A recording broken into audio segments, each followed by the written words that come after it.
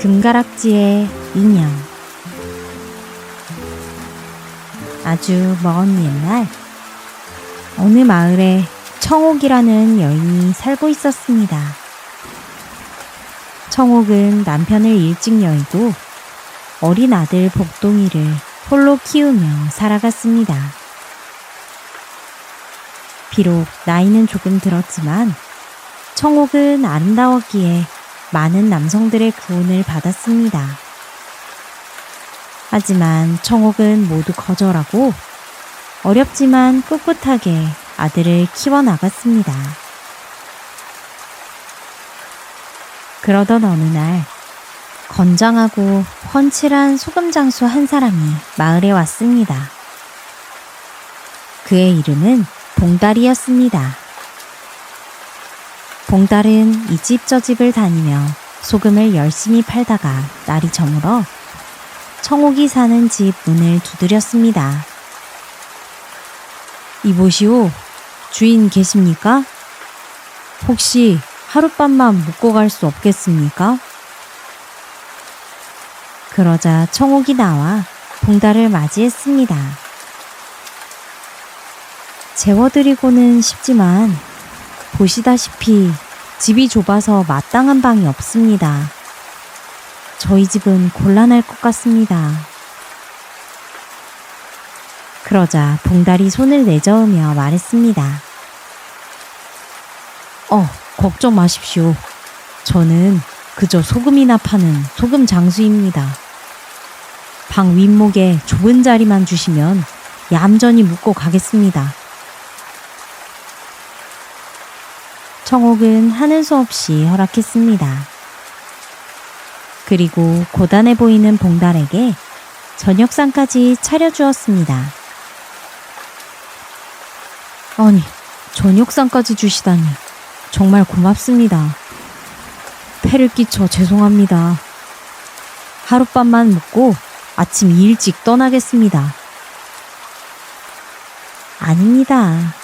이왕 묵고 가시게 된 거 편안하게 묵고 가세요. 어서 드시지요. 봉달은 허기진 배를 채우며 감탄했습니다. 오, 정말 맛있습니다. 부인은 요리 솜씨가 대단하시군요. 아휴, 무슨 말씀을. 아닙니다. 과찬이십니다. 밥상을 앞에 두고 두 사람은 한참을 이야기를 나누었습니다. 대화를 나누다 보니 오랫동안 만나온 사람처럼 말도 잘 통하고 친근했습니다. 둘은 알게 모르게 서로가 연분인 것을 느끼고 있었습니다. 하지만 둘 다 이어질 수 없는 사이라는 것을 은연중에 알고 있었습니다. 그리고 밤이 지나고 아침이 밝았습니다. 봉달은 집을 떠나려 준비를 했고 청옥은 봉달을 위해 아침상을 보아왔습니다. 가시기 전에 이거라도 드시고 가시지요. 떠나신다니 아쉽군요. 아침까지 주시니 정말 고맙습니다. 저도 떠나려니 아쉽네요. 이걸 받아주십시오. 봉달은 자신의 품속에서 웬 금가락지 하나를 꺼내어 청옥에게 주었습니다. 아니, 이것은 어찌 이리 귀한 것을. 이것은 제가 아주 오래전에 혼인할 여인에게 주려고 준비했던 것입니다. 그런데 혼인을 앞두고 그 여인이 그만 병을 얻어 세상을 떠나는 바람에 평생을 이렇게 혼자 지내게 되었습니다. 봉달의 목소리가 잠시 떨렸습니다. 아무래도 혼자 외롭게 떠난 그 여인을 생각하면 다른 여인과 혼인을 할 수가 없었지요. 그렇게 미련스럽게 10수년을 이 금가락지를 그 여인인 양 품고 살아왔습니다. 그는 잠시 말을 멈추었다가 다시 입을 열었습니다. 그런데 어제 부인과 이야기를 나누면서 왠지 그 미련스러운 마음이 한순간에 다 풀려버리는 듯 했습니다. 이제 다 잊고 홀가분하게 살 수 있을 것 같습니다. 이것은 그 보답으로 드리는 것입니다. 부디 받아주십시오. 청옥은 그 금가락지를 받아 손가락에 끼며 말했습니다. 고맙습니다. 귀한 마음으로 주시는 것이니 온 마음을 다해 받겠습니다. 부디 행복하게 사세요. 두 사람은 서로를 한참 바라보았습니다. 그러나 차마 하고 싶은 말을 꺼내놓지 못한 채 그렇게 헤어지게 되었습니다.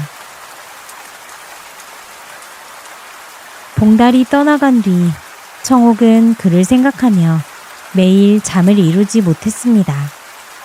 그녀는 늘 금가락지를 어루만지며 봉달을 떠올렸습니다. 혼자 되어 살아온 세월, 이렇게 마음에 드는 사람을 처음 만나보는구나. 어찌한단 말인가.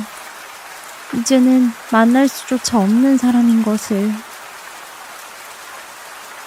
매일 끙끙 앓고 있는 어머니를 보고 아들 복동이는 어머니가 왜 그러시는지 금세 눈치를 챘습니다. 어머니, 그러지 마시고 그 소금장수 아저씨를 함께 찾아가 봐요. 잠시였지만 정말 좋으신 분이었습니다. 그런 분이라면 저도 아버지로 모실 수 있습니다. 어머니도 언제까지 홀로 힘들게 사실 수는 없지 않습니까? 그런 아들의 말에 청옥은 용기를 냈습니다. 그렇게 청옥과 복동이는 함께 봉달을 찾아 떠났습니다. 두 사람은 이 마을 저 마을을 다니면서 길 가는 사람들에게 일일이 봉달의 행방을 물었습니다. 이웃마을에 도착하여 여러 집을 다니며 행방을 수소문하니 마을 사람들이 말했습니다. 그 소금장수 말이요. 오래전에 이 마을을 다 돌고 옆마을을 향해 길을 떠났소. 모자는 황급히 옆마을을 향해 갔습니다. 옆마을로 가는 고갯길 어딘가에 다다랐을 무렵 청옥은 숨이 가빠왔습니다. 너무나 먼 길을 오랫도록 걸어왔기 때문입니다. 아들아, 아무래도 그만 가야겠구나. 너무 힘이 든다. 어머니, 그럼 어머니께서는 여기서 쉬고 계세요. 제가 혼자서 소금장수 아저씨를 모셔와 보겠습니다. 복동이는 서둘러 혼자 그 고개를 넘어 옆마을에 도착했습니다. 한참을 간 끝에 드디어 봉달을 발견하고 소리쳤습니다. 아저씨! 아저씨!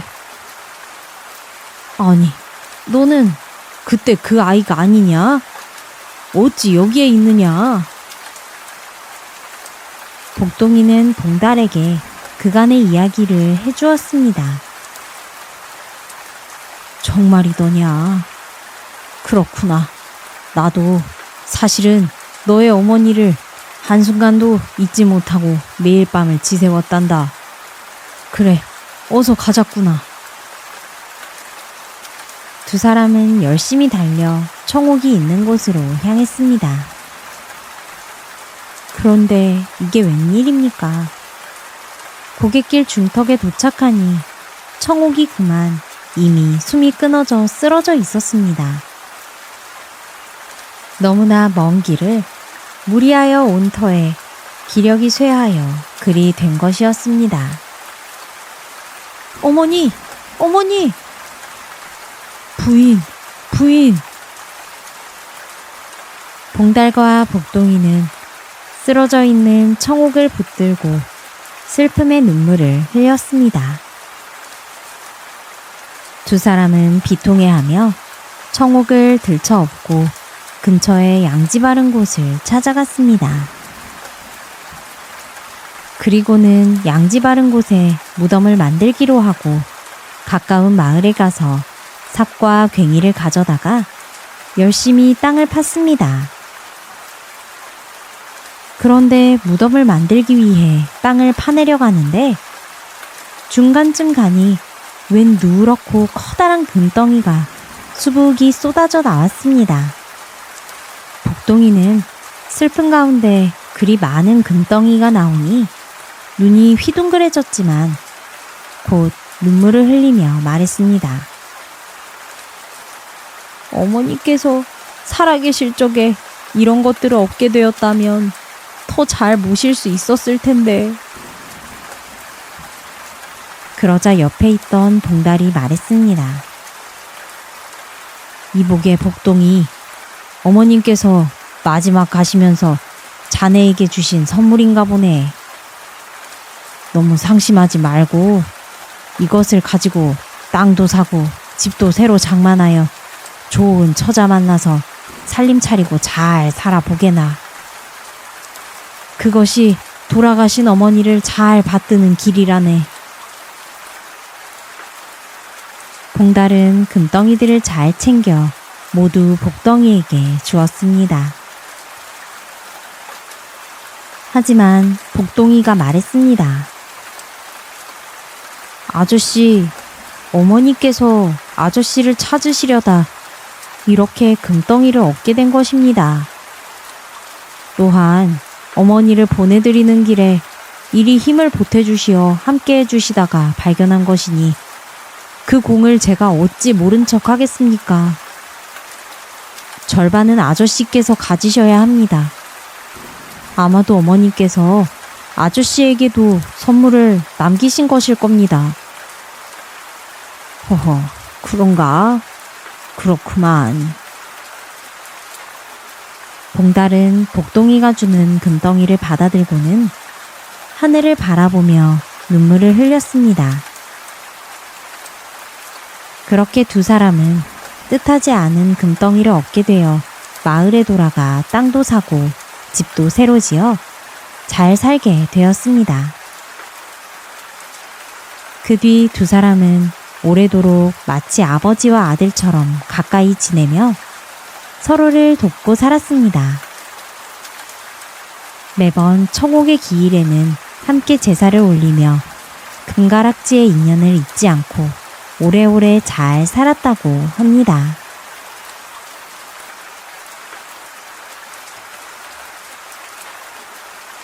호박 장군.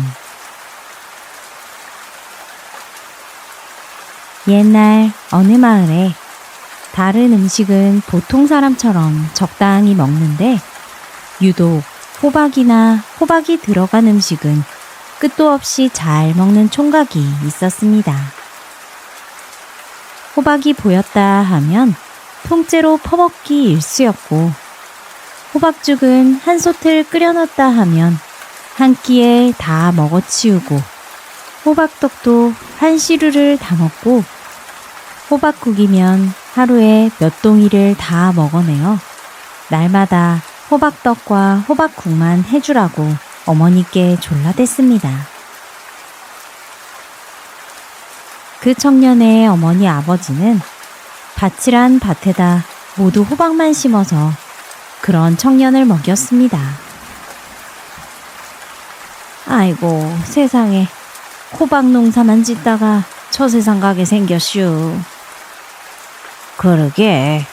아니 우리 집에 호박 좋아하는 사람이 없었는데 무슨 호박 귀신이라도 들린 건가? 그래도 호박을 저리 많이 먹어도 탈 없이 건강하니 다행이지 않소? 그런데 그 호박 총각에게는 한 가지 문제가 있었습니다. 호박을 많이 먹은 만큼 방귀도 얼마나 크게 뀌는지. 방귀 한 번에 집안 벽이 다 흔들리고 기둥이 뽑힐 듯 휘청거렸습니다. 집안 살림살이들은 나만하질 않아 방귀를 낄 때마다 정리를 해야 했습니다.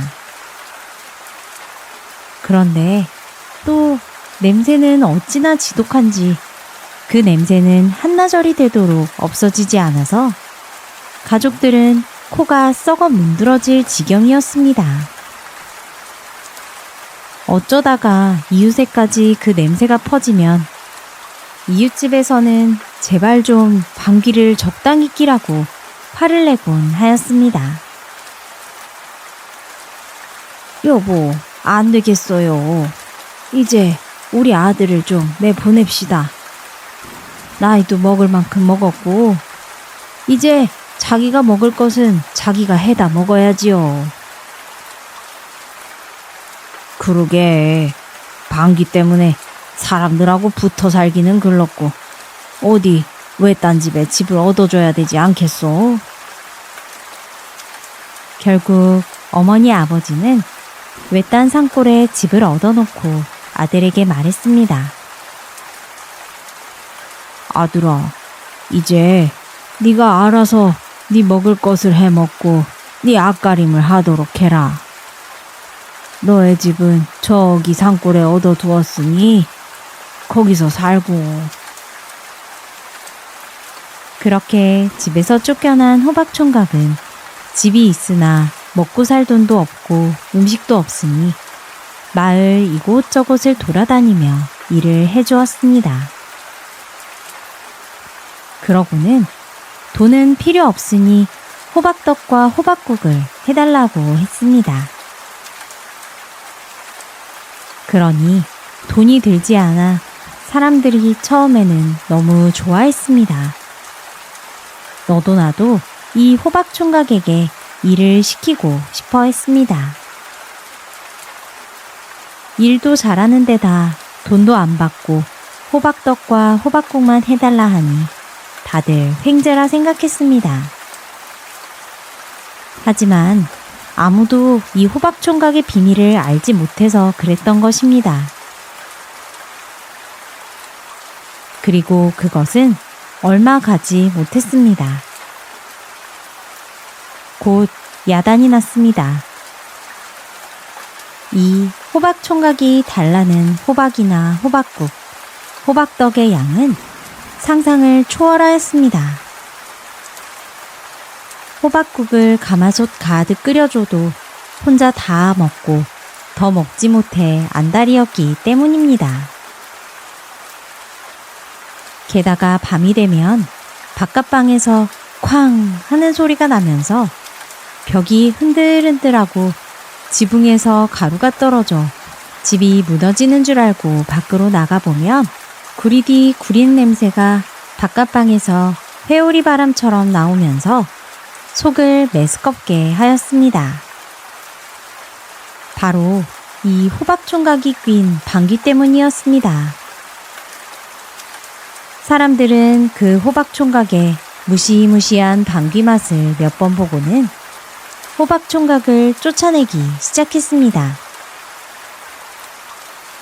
소문은 여기저기 퍼졌고 이제 호박총각은 어느 집에 가나 문전박대를 당하고 쫓겨나게 되었습니다. 그러니 이 호박총각의 신세는 무척 처량해졌습니다. 돈을 벌 수도 없고 그렇다고 외딴 산골집에 혼자 있자니 그것도 너무 싫었습니다. 그렇게 여기도 못 있고 저기도 못 있고 가는 곳마다 쫓겨나 나중에는 갈 곳이 없어 헤매다가 깊은 산속에 있는 큰 절로 들어가게 되었습니다. 다행히 이 절의 스님은 호박총각을 마음씨 좋게도 받아주었습니다. 그런데 이 절은 스님은 많지 않았지만 옛 선조로부터 물려받은 보물이 많이 있는 절이었습니다. 마침 이 절의 주지 스님에게는 큰 걱정거리가 있던 참이었습니다. 이 절 뒤 깊은 산 속에 도적대가 나타난 것입니다. 그 도적대는 여기저기 도적질을 하러 다녔는데 그 도적대의 두목이 변장을 하고 도적질할 곳을 먼저 낮에 왔다 가기만 하면 그날 밤에 도적대가 몰려와서 재물을 빼앗아 간다고 했습니다. 이미 주변의 절들이나 부잣집들이 도적대에게 재물을 털리고 있었습니다. 그러니 주지 스님도 혹시나 절의 보물들을 도적대에게 도둑맞지 않을까 걱정이었습니다. 아, 큰일이구나. 큰일이야. 선조들이 물려주신 절의 큰 보물을 잃어버리면 내 어찌 훗날 선조들의 얼굴을 볼 것인가. 주지 스님이 혼자 마루에 걸터 앉아 하늘을 보며 혼잣말을 하는데 그 소리를 호박총각이 듣게 되었습니다. 주지 스님, 무슨 일이 있으십니까? 주지 스님은 질문을 하는 호박총각에게 사연을 말해주었습니다. 호박장군은 그 말을 듣고 대답했습니다. 주지 스님, 저에게 호박떡과 호박국만 많이 먹여주시면 제가 그 도적대를 물리쳐 보겠습니다. 그러자 주지 스님이 놀라 말했습니다. 아니, 그게 정말인가? 자네가 무슨 수로 도적대를 물리친단 말인가? 그러자 호박총각이 어깨를 쭉 펴고 말했습니다. 스님, 저만 믿어보십시오. 달리 방도가 없으시니 한번 믿어보셔도 좋을 것입니다. 그러니 주지 스님은 그런 총각을 한번 믿어보기로 하였습니다. 그때부터 절에 있는 스님들을 시켜 절 근처에 자라는 호박이란 호박은 다 모아왔습니다. 스님들은 모아온 호박을 껍질을 벗기고 떡가루를 빻아 큰 시루에는 호박떡을 찌고 큰 가마솥에는 호박국을 끓이기 시작했습니다. 절을 지켜준다니 스님들은 그런 호박총각이 든든했고 호박장군님, 호박장군님 하며 불러주었습니다. 그런데 마침 그때 도적대의 두목이 변장을 한 채 절을 둘러보기 위해 왔습니다. 절에 와보니 100명이 먹고도 남을 국과 떡을 만들고 있어 이상하게 생각했습니다. 변장한 도적 두목은 열심히 호박 음식을 차리고 있는 스님들에게 넌지시 물었습니다. 무슨 잔치를 이렇게 크게 차리오? 그랬더니 한 스님이 대답했습니다. 우리 절에 호박장군님이 오셨습니다. 그 호박장군님이 오늘 밤 밤참으로 혼자 다 잡수실 것입니다. 허허허. 그러니 도적두목은 깜짝 놀랐습니다. 아니, 이 많은 것들을 밤참으로 혼자 다 먹는다고? 대체 얼마나 천하장사길래 이 많은 것들을 먹는 거야? 그렇게 도적두목은 호박장군이 얼마나 굉장한 장군인가 겁도 나고 궁금도 해서 그날 밤 자고 가겠다며 총각이 있는 방 건너편 방을 빌려 자리를 잡았습니다. 그리고는 건너방의 동태를 살피다가 그만 깜빡 잠이 들었습니다. 그런데 스님 중 한 사람이 그런 변장한 도적 두목을 수상하게 생각했습니다. 절에 있으면서 한 번도 본 적 없는 사람이었고 등치도 크고 험상궂었기 때문입니다. 말투도 이 지역의 사람이 아니었습니다. 아무래도 도적 두목이 변장을 하고 우리 절을 살펴보러 온 것 같은데 호박 장군님에게 말해줘야겠다. 그래서 슬쩍 호박 총각에게 가서 건너방에 도적대 두목이 와서 자고 있는 것 같다고 말해주었습니다. 아니, 그게 정말입니까?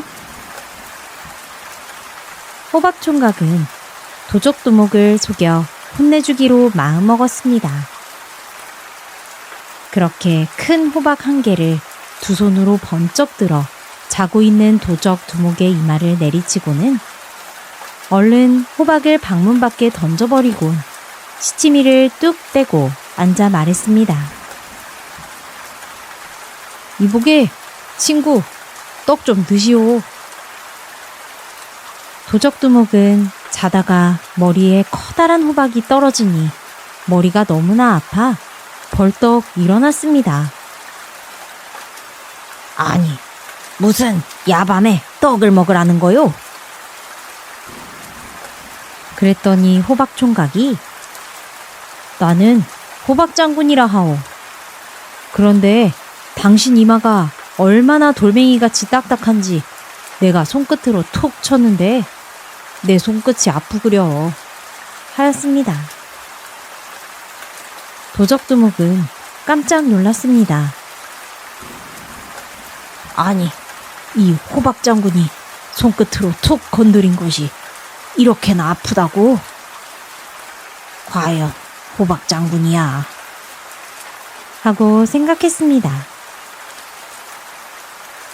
도적 두목이 머리가 아파 절절매고 있자 호박 장군은 호박떡과 호박국을 수십 명의 스님들에게 가져오게 한 뒤 도적 두목에게 한 조각을 던져주고 자신도 먹기 시작했습니다. 그는 그 많던 떡과 국을 잠깐 동안 만에 다 먹어치웠습니다. 도적 두목은 이 모습을 보고 너무나 놀랐습니다. 아니, 정말 대단하시오. 어찌 이 많은 것을 다 먹을 수 있단 말이오? 헤헤, 이건 별거 아니오. 당신은 뭐 특별한 재주 없소? 호박 장군이 거드름을 피우며 말하자 도적 두목은 순간 못마땅한 기분이 들었습니다. 그래서 그런 호박 장군의 길을 꺾어야겠다고 생각했습니다. 나에게도 재주가 있지. 스님들이 말하길 당신이 그리 대단한 사람이라는데 나랑 내기 하나 하겠소?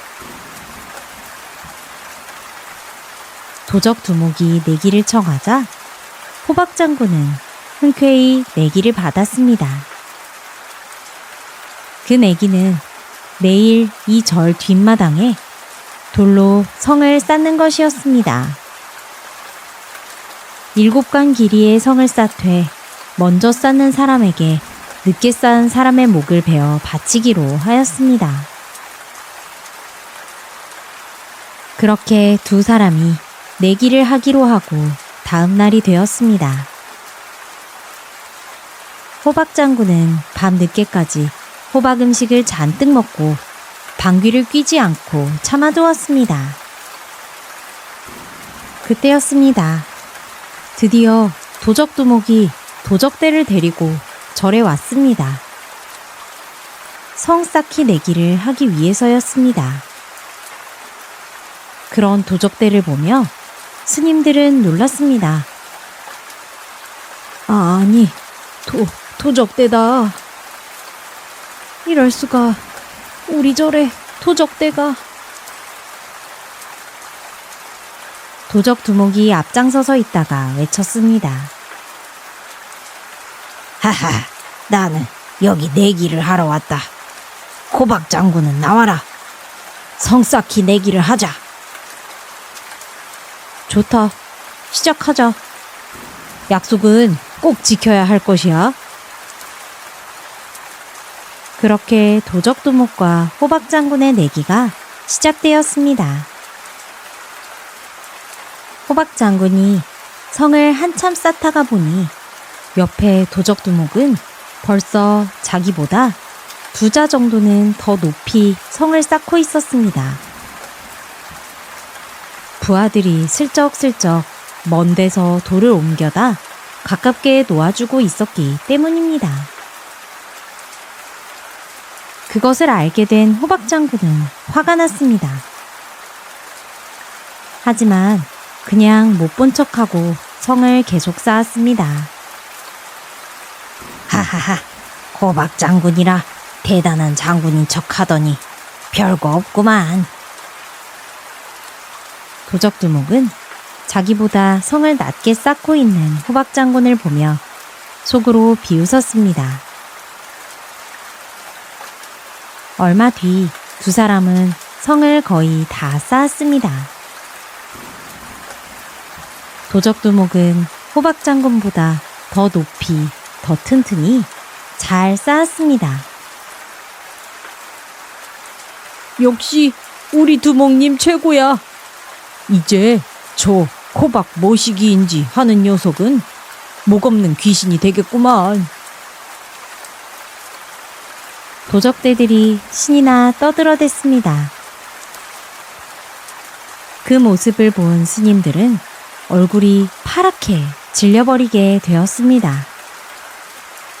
이럴 수가, 우리 절도 이렇게 도적대들에게 당하는 것인가. 주지 스님도 합장을 하고 눈을 감고 한숨을 쉬었습니다. 그때였습니다. 호박 장군이 도적두목의 성 가까이 가더니 어젯밤부터 아껴두었던 방귀를 뿡 하고 뀌었습니다. 여러 날 굶다가 어제 배가 부르도록 먹었던 참이라 방귀 소리는 천둥 같았습니다. 그리고 이 소리와 함께 도적두목이 쌓은 성은 와르르 무너져 버렸습니다. 아니, 이럴 수가. 내 성이 어찌 이리 쉽게 무너진단 말인가? 도적두목이 지독한 냄새에 코를 막고 무너진 성을 보며 놀라 외쳤습니다. 하하하, 거 성을 그렇게 약하게 지어놨으니 쉽게 무너지지. 아무리 높게 지은들 무너지면 무슨 소용인가? 이제 목을 내놓으시지. 호박 장군이 웃으며 말했습니다. 아, 이럴 수가. 안 되겠다. 얘들아, 저 호박 뭐시기인지 하는 놈을 없애라. 도적두목은 약속을 지키지 않고 호박 장군을 해치려 하였습니다. 그러자 호박 장군이 웃으며 말했습니다. 도적놈 하는 짓이 그렇지. 그럴 줄 알았다. 그러더니 호박 장군이 다시 엉덩이를 도적대 쪽으로 향했습니다. 그리고 아까 뀌다만 방귀를 마저 뀌었습니다. 뿌. 엄청난 방귀 폭풍이 도적대를 덮쳤습니다. 순식간에 도적대들은 냄새가 지독한 방귀바람에 저 산 밑으로 날아가 버렸습니다. 으악, 냄새! 멀어져가는 도적두목의 외침이 산을 울렸습니다. 옆에 있던 스님들도 덩달아 코가 썩을 지경이었지만 그래도 도적대를 물리쳤으니 너무 좋아 손으로 코를 꼭 쥐고 호박 장군에게 절을 하며 고마워하였습니다. 그리고 일주일이 지났습니다. 도적두목은 호박 장군이 이젠 각오 없을 거라 생각했습니다. 그래서 밤이 되자 부하들을 이끌고 절 근처에 도착했습니다. 이 절에 있는 모든 보물을 훔쳐갈 것이다. 도적대는 조심스럽게 절에 접근했습니다. 하지만 호박 장군은 그걸 알고 이미 조치를 취해둔 상태였습니다. 불이란 불은 모두 끄고 스님들은 모두 검은 옷에 검은 뽀로 얼굴을 가리고 있었고 제각각 큰 북을 들고 캄캄한 절 뒤에 구석구석에 숨어 있었습니다. 그리고 도적대가 나타나면 북을 치면서 모래를 끼얹으며 나오라고 하였습니다. 그런 줄도 모르고 도적대들은 절 뒤로 숨어 들어왔습니다. 그런데 와보니 절이 불 하나 없이 깜깜했습니다.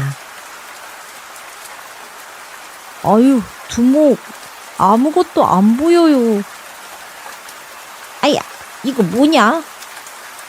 아, 내 수염이야, 수염. 도적들은 칠흑 같은 어둠 속에서 더듬더듬 절을 헤매기 시작했습니다. 그런데 벼랑간 뒤에서 쾅 소리가 나더니 무언가가 우르르 떨어지는 소리가 나기 시작했습니다. 스님들이 북을 치고 모래를 끼얹는 소리였습니다. 도적대들은 놀라서 이크, 호박 장군이 아직 있구나 하며 도망갈 곳을 찾기 시작했습니다. 그런데 앞이 보이지 않으니 서로 부딪히며 우왕좌왕 하였습니다. 북소리가 여기서도 쾅, 저기서도 쾅 나자 도적대들은 으악! 호박 장군 방귀다! 하며 코를 잡고 도망가기에 바빴습니다. 도적 두목도 마찬가지였습니다. 이리 가도 쾅, 저리 가도 쾅 하고 호박 장군의 소리가 들려오자 도망갈 길을 잃고 급한 나머지 한 방으로 숨어 들어갔습니다. 그런데 그때 그 어두운 방 안에 있던 호박 장군도 갑자기 도적 두목이 방으로 뛰어 들어오는 바람에 놀라기도 하고 겁도 나서 정말로 방귀가 쾅 하고 나왔습니다. 도적 두목은 아무도 없는 줄 알고 들어왔다가 방귀 소리가 쾅 하고 나자 으악! 소리를 지르며 그만 기절하고 말았습니다. 잠시 후 도적 두목은 정신을 차렸습니다. 그런데 이게 무슨 냄새야? 방 안에 가득 찬 방귀 냄새에 도적 두목은 또다시 기절을 하였습니다. 이번에는 아주 제대로 기절을 해서 호박 장군이 뺨을 쳐대도 일어날 생각을 하지 않았습니다. 다른 도적대들은 모두들 무릎을 꿇고 호박 장군님 살려주세요, 살려주세요 하면서 빌고 있었습니다. 호박 장군과 스님들은 도적 두목과 도적대를 묶어 관하로 넘겼습니다. 이렇게 해서 호박 장군은 도적대를 잡게 되었고 그 공으로 나라에서 큰 상을 받게 되었습니다. 그리고 그 절의 스님들은 호박 장군에게 제발 죽을 때까지 이 절에 있어달라고 청했습니다. 마침 갈 곳도 함께 지낼 사람도 없던 호박 장군은 상으로 받은 돈으로 절 옆에 땅을 사서 집을 짓고 그 땅에서 호박 농사만 지으며 살게 되었습니다. 그러니 절 주변에는 호박밭으로 둘러싸이게 되었고 늘 호박 음식을 만드는 냄새가 절에 그윽했습니다. 그 후 사람들은 이 절을 호박절이라고 부르게 되었다고 합니다.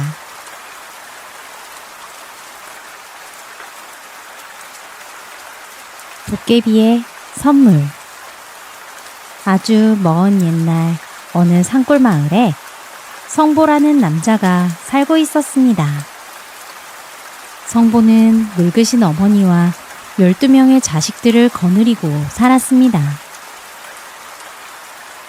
12명이나 되는 아이들이 하도 많이 먹어대니 이 집안은 무척 가난하게 살았습니다.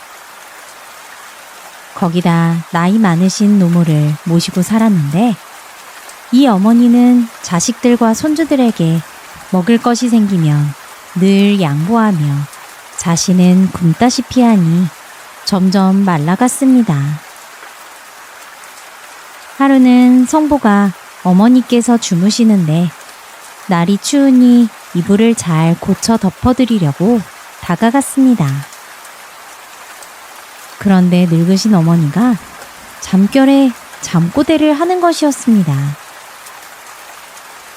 내가 죽기 전에 소고기 한 점만 먹어보고 죽으면 정말 원이 없겠구나.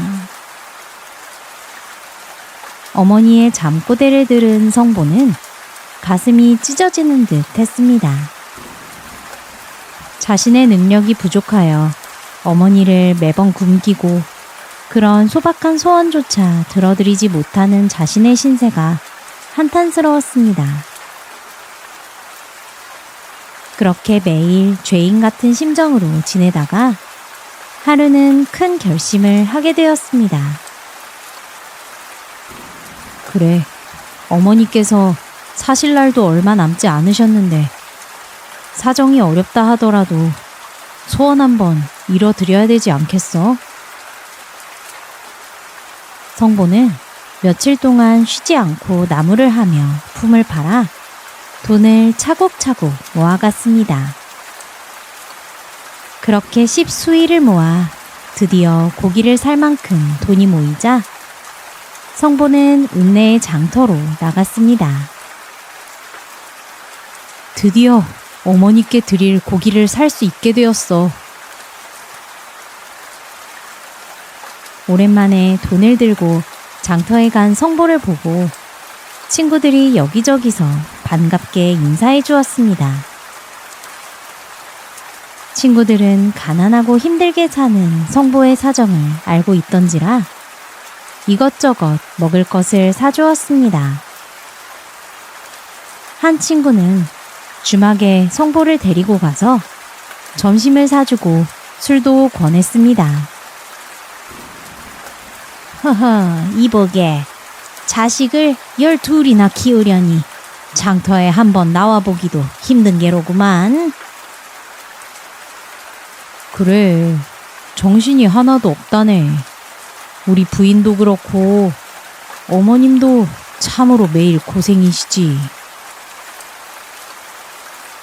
하지만 그 12자식이 장성하고 나면 자네 집안에 일할 사람이 넘쳐나니 살림이 좀 나아질 걸세. 조금만 더 힘내시게. 고맙네. 고마워. 친구들의 위로를 받으며 성보는 점점 술을 한 잔 두 잔 마시고 어느새 취하게 되었습니다. 아이고, 내가 이러고 있을 때가 아닌데. 어머니 고기를 사러 왔는데 어서 가야겠다. 모두들 기다릴 것이야.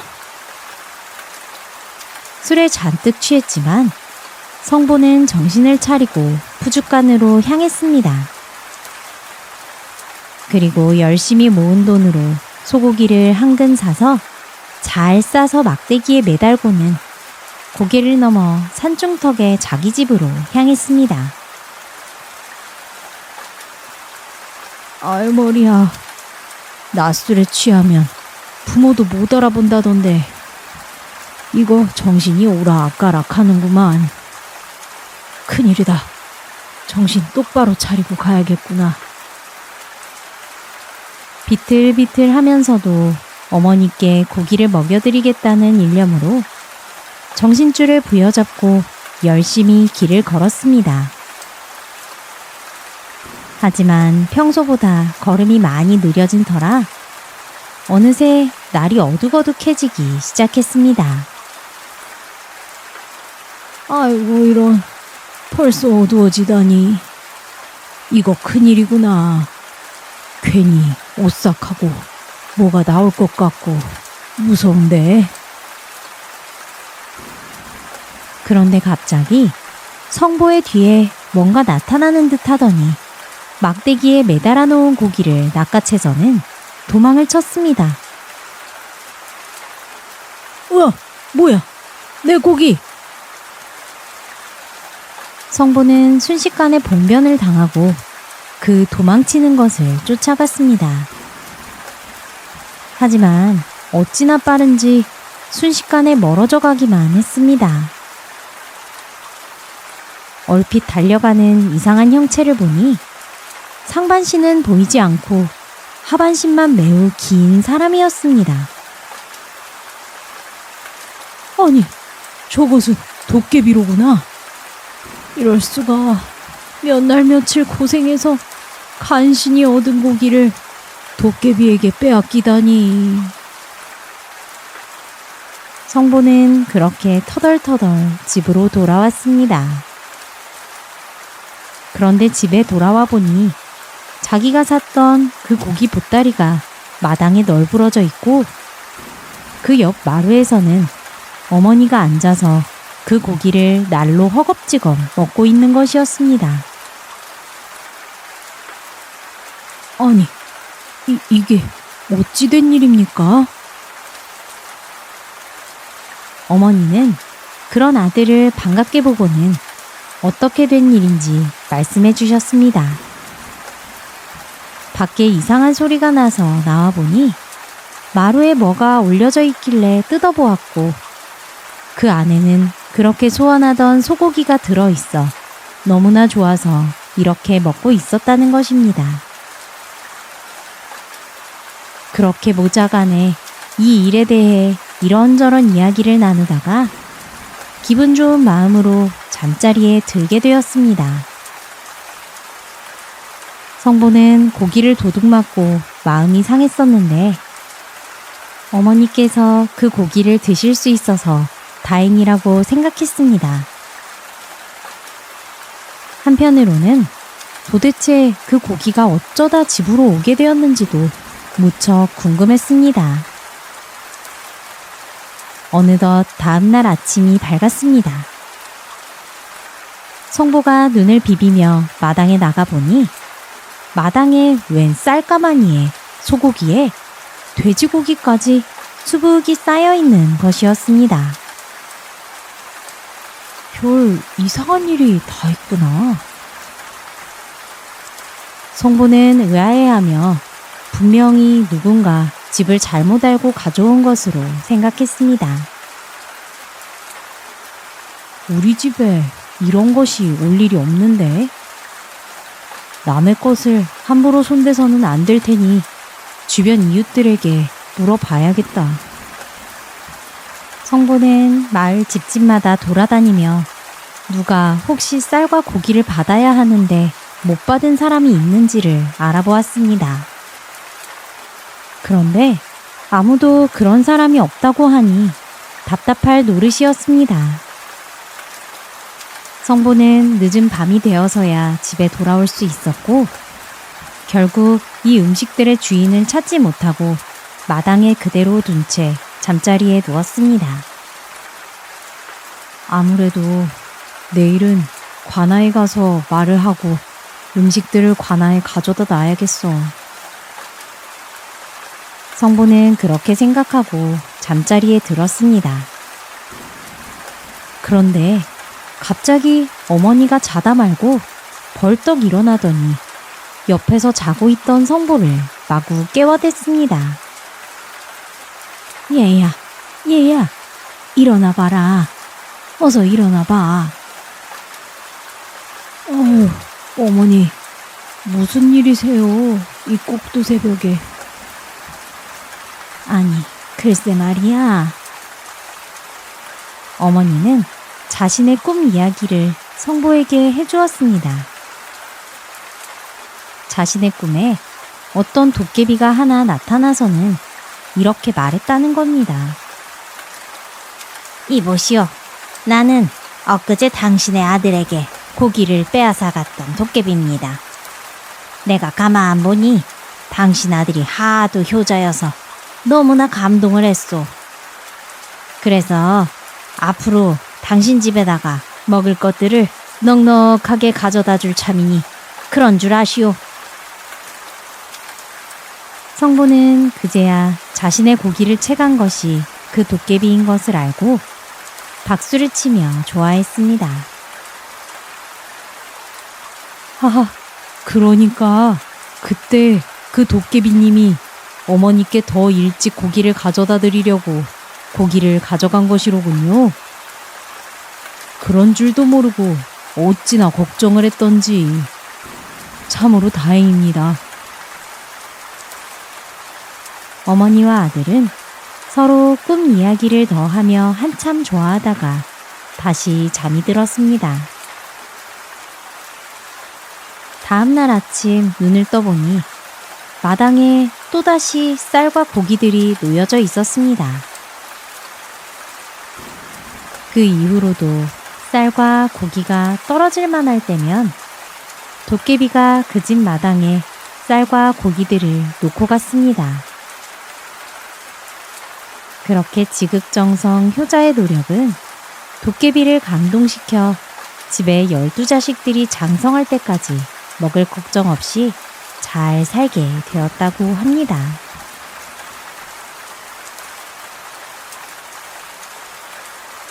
벼락 맞은 불효자.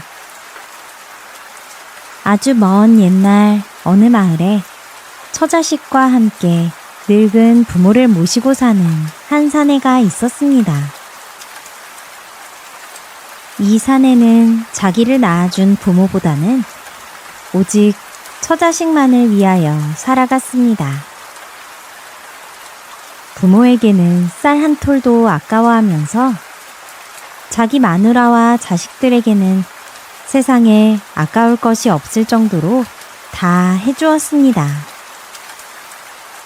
동네 사람들은 뒤에서 혀를 차며 손가락질을 했습니다.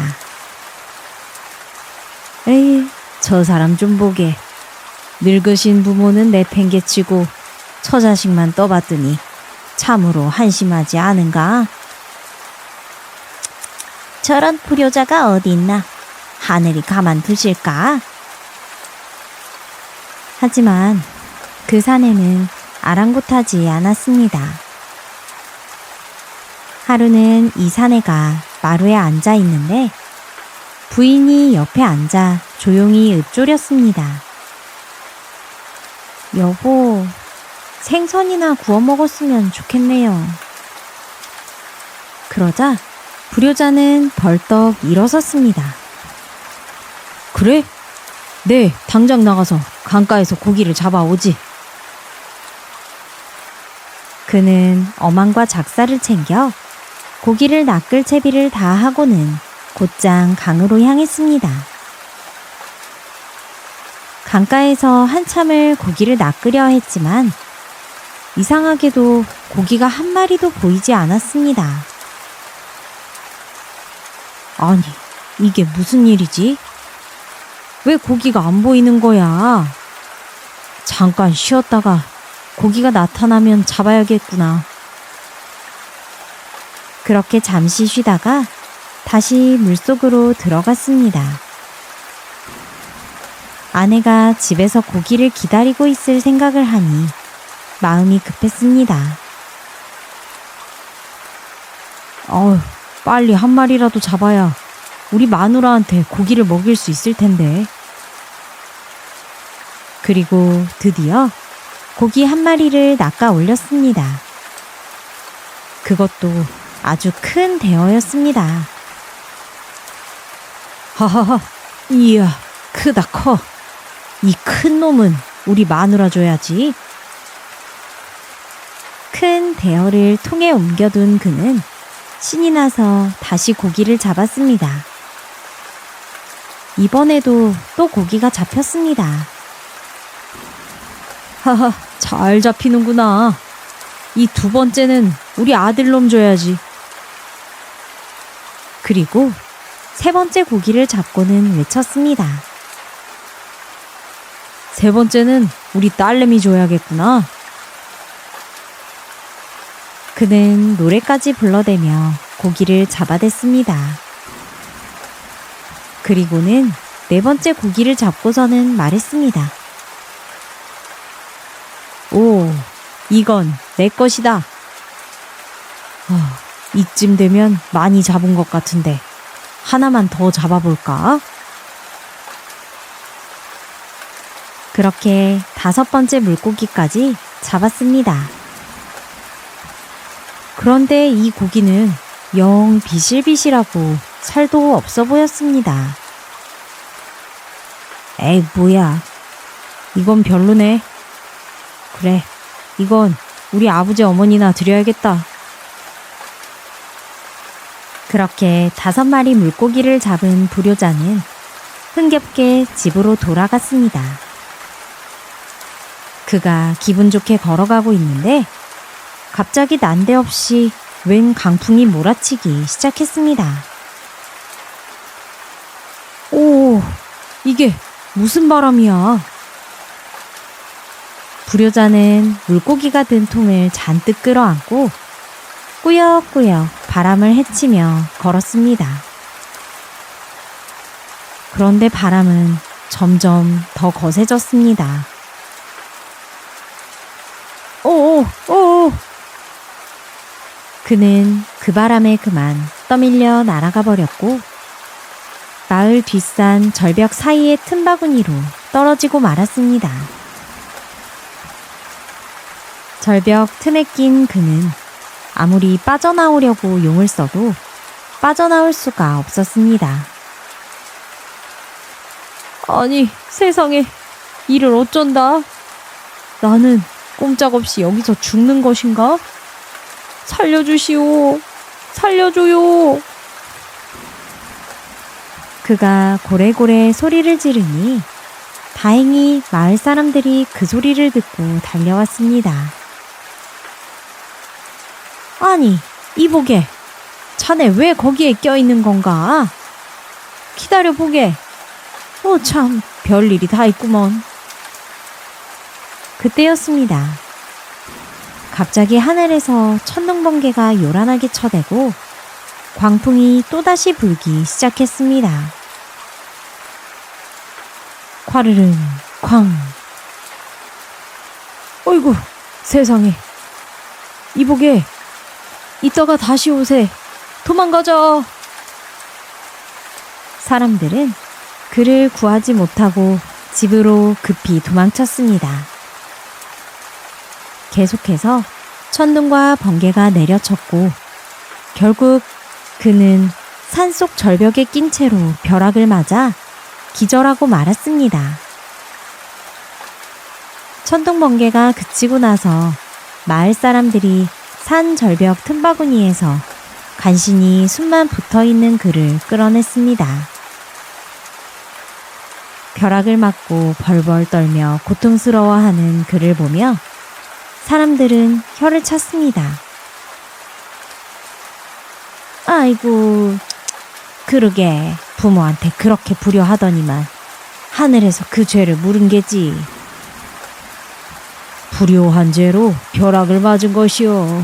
아이고, 저런.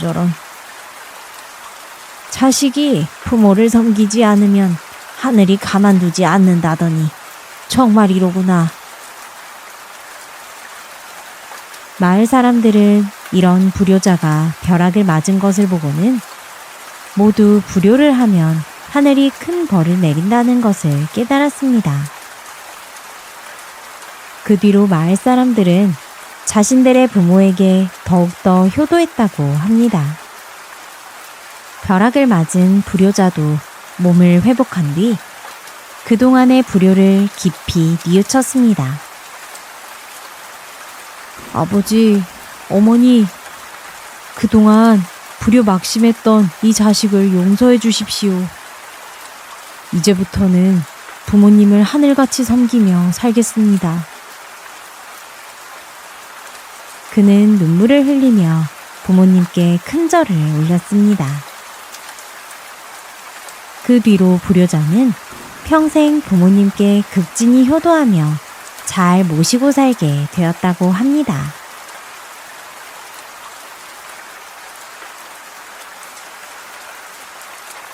옛날 이야기 속에는 잘못을 저지르거나 욕심에 눈이 멀어 방황하던 이들이 끝내 스스로를 돌아보고 마음을 고쳐 다시 바른 길로 나아가는 장면이 자주 등장합니다.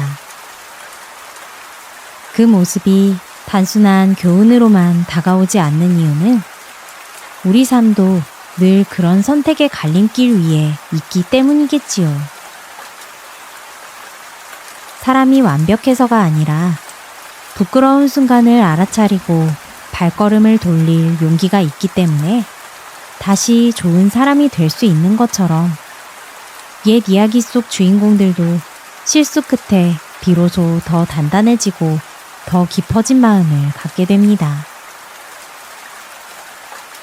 생각해보면 삶이 우리에게 주는 가장 고마운 선물 중 하나가 다시 시작할 수 있는 기회가 아닐까 합니다. 오늘 하루 조금 마음에 걸리는 일이 있었다면 그 또한 우리를 한 뼘 더 자라게 하려는 작은 신호일지도 모르겠지요. 옛 이야기 속 개과천선처럼 우리도 매일 조금씩 더 나은 내가 되었으면 합니다. 마음 가볍게 내려놓으시고 따뜻한 밤 보내세요. 안녕히 주무세요.